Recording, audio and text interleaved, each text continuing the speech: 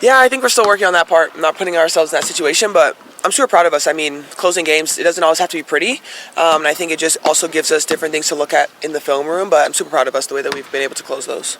Have you seen any consistent or common threads between the blown leads over these past few games?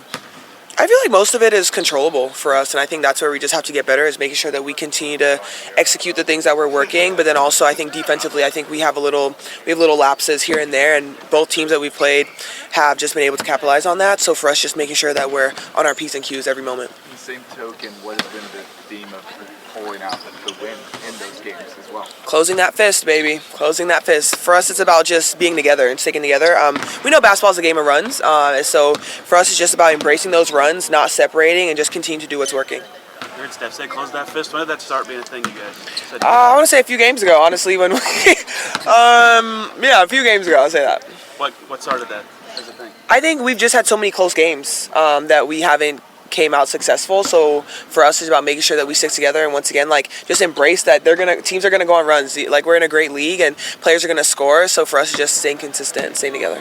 Have you learned anything about how to handle runs versus good and bad, like in the WNBA, since you've been in the league, just because of how talented the talent is? Yeah, I think the biggest thing is just making sure that you stay level-headed. Like, if you get too hyped or you get nervous, and that obviously can show up in your play, the way you score the ball, the way you defend. So for us, it's about continuing to stay that consistent, level-headed base. You talked about being proud. What have you been most proud about the defense in these last 5 games? Yeah, I think it's been better. I think our starts have been a lot better, and that's something that we've been working on. I think our starts defensively to start the season were a little rough. Teams were putting up a lot of points, especially after that first quarter. And so for us, especially going into like the first timeouts, making sure that we win the 5-minute games, that's really our mindset, and that starts on the defensive end. Is that a mindset or something like that you guys physically tweak? No, I think it's a mindset. What have you seen from Mo the last couple of games? Really picking it up? Yeah, I think just her hustle. Like, I think you see her, the extra possessions that she gives us, the way that she's cutting off the ball, scoring around the rim, I think is really great. And the way she's rim running, I think that just her energy is like, it's just an extra boost for us. Growing pains, I'm going to assume that what it is. I think for us, it's about keep finding ways to really not let it happen, but, be able to withstand runs that people making, because that's just a part of life and a part of the game. But I think ultimately you want to just be a little bit more disciplined to keep people out of it. What are you feeling is the reason you guys are having trouble holding these leads? Oh, man. I think a lot of it get a little comfortable, but I think, like I said, discipline. I think not fouling people, send them to the line. I think that's big for us, just not fouling. I think that's one of our Achilles heels right now. That's just kind of keeping people back in the game, because of chances to really take off on people. What do you take away from those situations happen when you do blow a lead, but you continue to pull out the win in each of those games? Like, how do you put that in perspective? I mean, you don't want to lose. So if you don't want to lose, you got to do what you got to do. I think the passion kind of keeps you in it, especially if you want to win a game. So. Got the ebbs and flows of the season. During this last 5-game stretch, what did you like the most about how you guys played? I think to his point, just not giving up when, reality hits and teams are back in the game. I think has our group really come together when you need them most. And, you really build chemistry that way. So I like to think that's, it sucks the way it happens, but you would like to think that we all doing it for the way to win games down the stretch that are tight.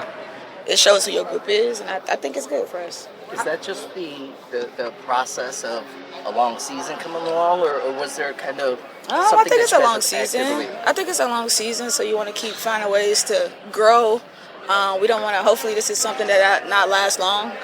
Like I said, we got a lot of games left, and so you want to keep the main thing and not think too far ahead. But the goal is that this spell don't last long, of just keeping people out of the game, indoor, letting them back in it. So hopefully it's just a phase. So. How critical are you of yourself in those moments where you've been in a lot of situations throughout your career?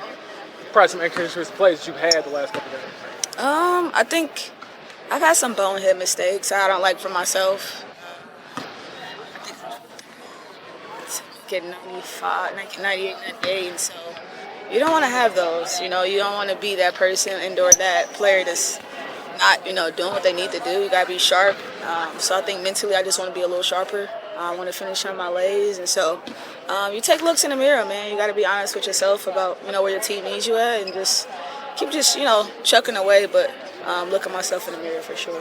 How do you think this early season resilience is going to help you guys down the back end of the season? I don't know yet. We'll see. I think that it's like I said, the resiliency is good, but you don't want it to be at the cost of that all the time. And so, like I said, you hope it's just a phase where you don't, let it happen. But like I said, our resiliency is a part of who we are, and so you don't want to lose that either. So I guess it's like a blurred line, Can you take us through that play on Saturday? Sorry. I was just going to ask the same question. Go ahead. When BJ was trailing you in the paint, and you went to the Just 6'7", 6'8".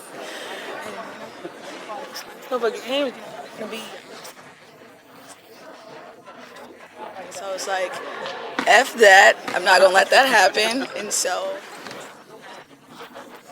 figure out what I want. On a serious note, I just want to keep taking shots that I want to take and not letting people force me into them. So that's what y'all saw. I didn't want to, keep trying to make the same mistake and keep going up with bigs. And so I'm like, I got to probably take a little, extra dribble, extra whatever. And so that's just how it came out. But yeah. That was an extra journey. Yeah, it was.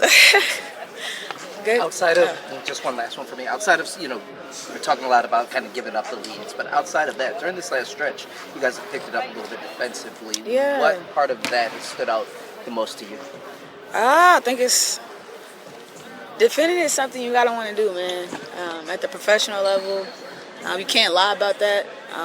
It's something that you gotta put your head down and do. And I think our group is constantly fighting uphill battle of just making that our identity and letting that dictate how we play offensively. And I think that defensively, it comes down to personnel. This is a pro league, and so you're playing something against the best every night. And so the idea is that you just be able to guard the ball for one step, one left and one right, and then hope they take a tough shot, really. And defense is passion, so hopefully that keeps getting instilled in our team.